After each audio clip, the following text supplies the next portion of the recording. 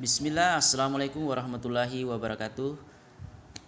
Alhamdulillah, puji syukur kita panjatkan kehadirat Allah Subhanahu wa taala. Pada hari ini kita dapat belajar kembali secara online. Salawat dan salam kita kirimkan kepada baginda Muhammad sallallahu alaihi wasallam. Pada hari ini kita akan belajar tentang Asmaul Husna. Asmaul Husna yang artinya adalah nama-nama Allah yang terbaik dan terindah. Hal itu karena semua nama itu menunjukkan keagungan dan kesucian Allah. Rasulullah SAW bersabda, menyebutkan bahwa Allah memiliki 99 nama. Orang yang menghafalnya akan masuk ke dalam surga. Jadi orang yang menghafal 99 nama Allah itu akan masuk surga. Jadi itulah arti daripada Asmaul Husna, yaitu nama-nama Allah yang terbaik atau dan terindah. Kata kunci kita hari ini adalah Al-Basir, Al-Adl, dan Al-Azim. Tujuan pembelajaran kita adalah siswa mampu menjelaskan makna Al-Basir, Al-Adl, dan Al-Azim. Ini dia key konsepnya. Asmaul Husna, Al-Basir yang artinya maha melihat, Al-Adl artinya maha adil, Al-Azim artinya maha agung. Yang pertama kita akan membahas tentang pengertian Al-Basir. Al-Basir yang artinya adalah Allah maha melihat. Allah maha melihat. Jadi segala sesuatu yang ada kita dimanapun kita berada itu selalu ada Allah yang melihat. Ada malaikat yang mengawasi. Maksud daripada Allah maha melihat yaitu bahwa Allah melihat dan menyaksikan segala sesuatu, baik yang nampak maupun yang tersembunyi dari pandangan manusia. Itu dilihat semua oleh Allah. Dimanapun kita bersembunyi selalu ada Allah melihat kita. Maka Allah Subhanahu wa taala berfirman dalam Quran surah Al-Mulk ayat 19 yang artinya Dia maha melihat atas segala sesuatu. Jadi Allah melihat atas segala sesuatu, mulai dari bangun, tidur, bergerak, diam, apapun yang dilakukan, baik sendiri maupun sama-sama, itu selalu ada Allah yang melihat. Nah, jadi itulah pengertian daripada Al-Basir. Allah melihat dan menyaksikan segala sesuatu yang nampak dan tersembunyi. Adapun pengaruh dari Al-Basir yaitu yang pertama, menjalankan ajaran agama. Kalau kita mengerti dan merenungkan makna Al-Basir dengan baik, pasti Ananda tidak akan berani melakukan perbuatan dosa. Bagaimana mungkin mendurhakai Allah padahal Dia melihat kita? Bagaimana mungkin kita mendurhakai Allah padahal Allah melihat kita? Ya, Allah melihat kita, Ananda sekalian. Maka dari itu pengaruh yang pertama adalah menjalankan ajaran agama dengan sebaik-baiknya.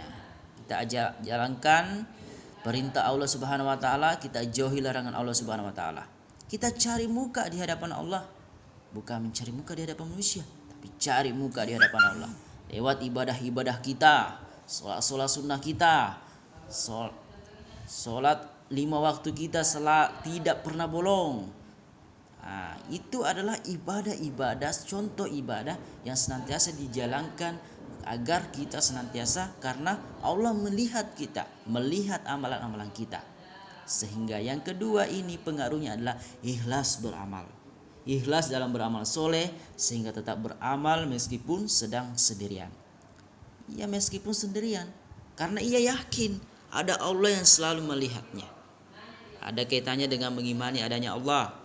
Kita yakin bahwa Allah itu ada, maka kita yakin, ini bukti keyakinan kita beramal dengan ikhlas beramal. Karena kita tahu Allah melihat kita, Allah melihat segala amalan kita. Kita bersedekah, ada, kita yakin Allah melihat kita. Kita sholat sendirian, Allah melihat kita.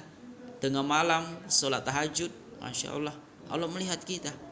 Kita harus yakin itu. Nah kemudian pengaruh yang ketiga adalah malu kepada Allah. Malu artinya kepada Allah sehingga tidak berani melakukan perbuatan dosa. Nah, kita malu kalau kita melakukan perbuatan maksiat, kita malu karena Allah melihat kita. Maka dari itu kita harus senantiasa menjaga diri kita untuk menghindari perbuatan dosa dan senantiasa memperbanyak amal soleh. Nah, kemudian kita beralih ke mencontoh sifat Al-Basir.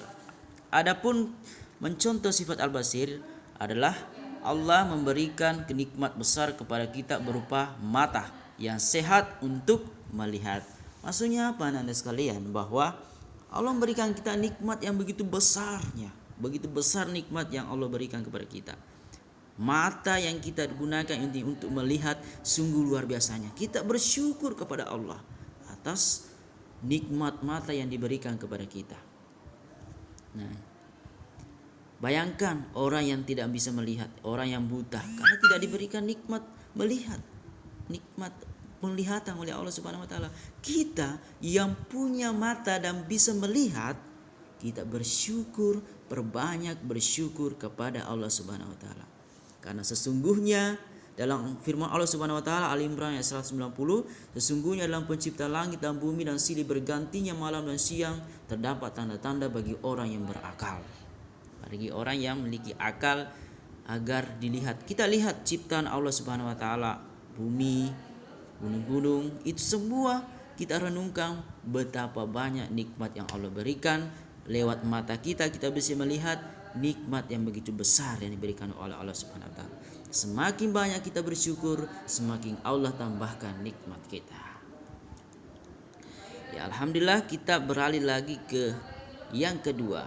Pembelajaran subbab yang kedua adalah pengertian al-adlu. Al-adlu.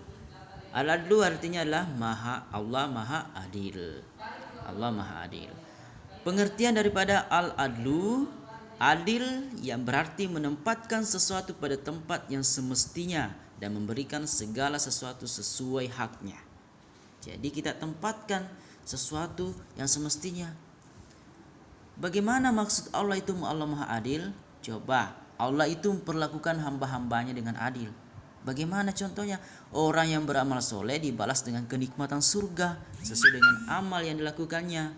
Nah, kalau orang baik, orang yang banyak amal solehnya itu dibalas dengan surga.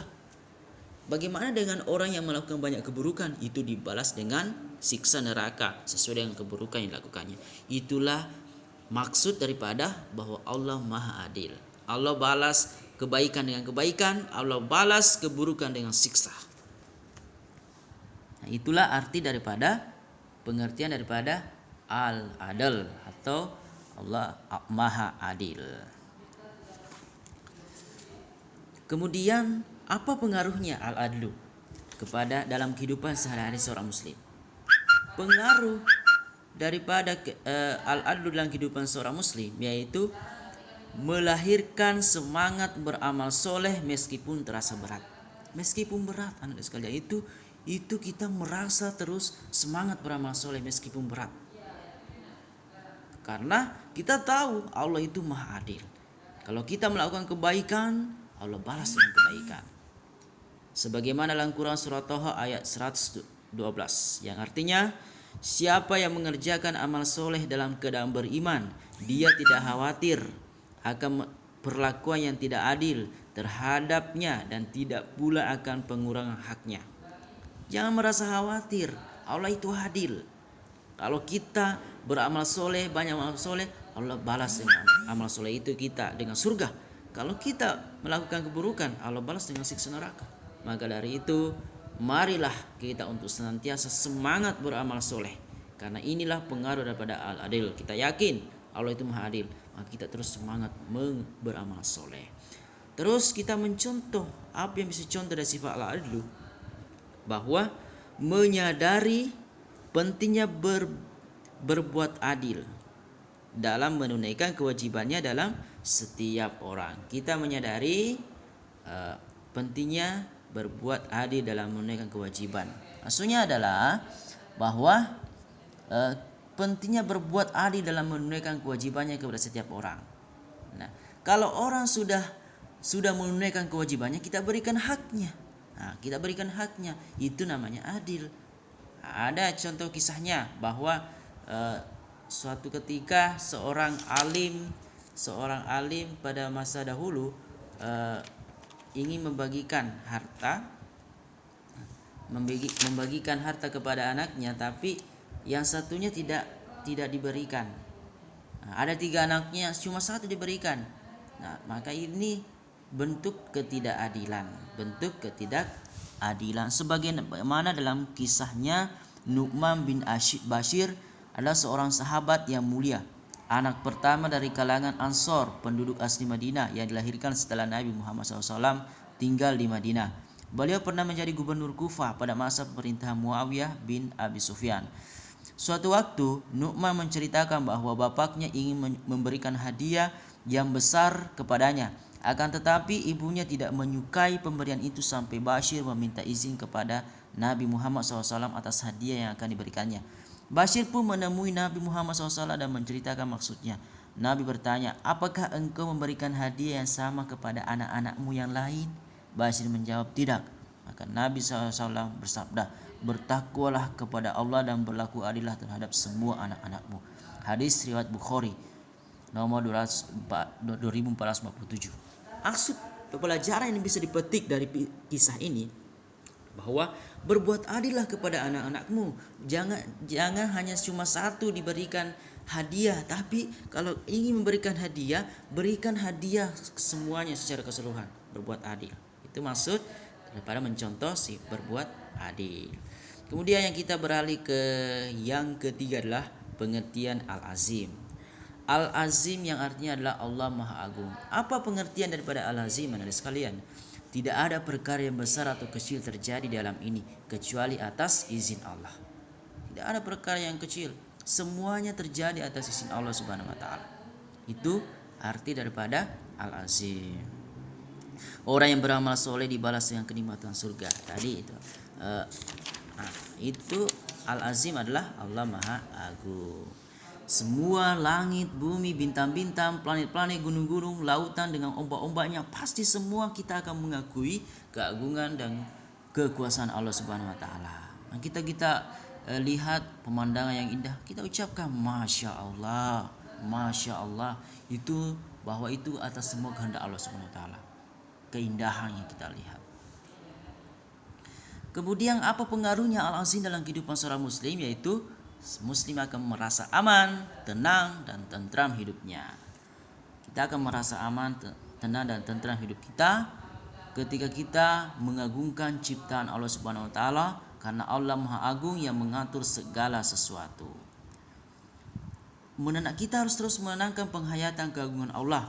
Penghayatan tentang keagungan Allah sangat penting. Penghayatan itu akan membuat seorang muslim taat pada hukum-hukum Allah, beribadah dan mendekatkan diri kepada Allah. Karena itu Islam mengajarkan agar manusia selalu menanamkan penghayatan tentang keagungan Allah. Ketika ruku di dalam solat, Rasulullah mengajarkan berdoa, Subhanallah Rabbiyal Azim, Maha suci Tuhanku yang Maha Agung. Itu diucapkan tiga kali dalam ruku.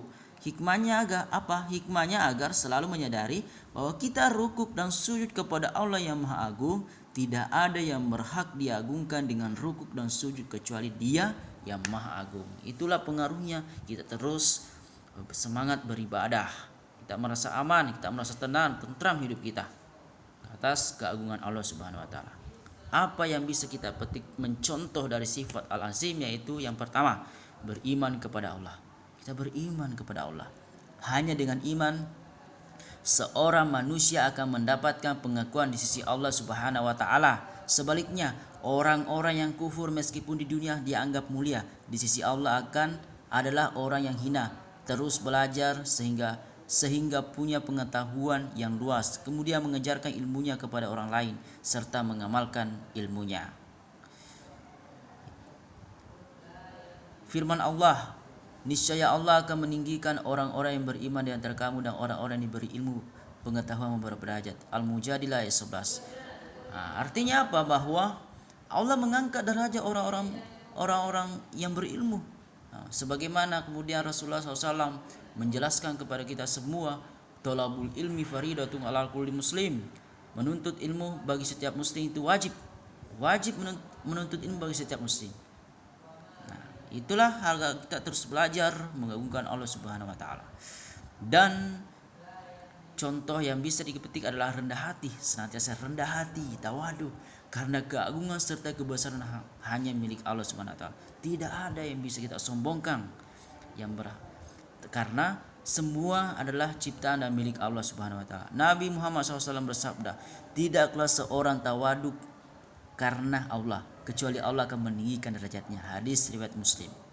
Artinya adalah bahwa seorang yang tawaduk itu akan diangkat, ditinggikan derajatnya oleh Allah Subhanahu wa taala. Maka dari itu, marilah kita senantiasa mengagungkan Allah Subhanahu wa taala. Kita meyakini bahwa hanya semua milik Allah Subhanahu wa taala, maka kita senantiasa rendah hati, tawaduk, bahwa semuanya adalah milik Allah Subhanahu wa taala. Ya, demikianlah anak-anak sekalian, syukron jazakumullah khair atas perhatiannya untuk mengikuti pembelajaran hari ini. Semoga kita senantiasa dalam keadaan sehat walafiat, dan mudah-mudahan ilmu yang kita peroleh hari ini senantiasa bermanfaat untuk kita semua. Demikian pembelajaran kita pada hari ini. Kita tutup dengan doa kafaratul majelis. Subhanakallahumma wa bihamdik, asyhadu an la ilaha illa anta, astaghfiruka wa atubu ilaik. Wassalamualaikum warahmatullahi wabarakatuh.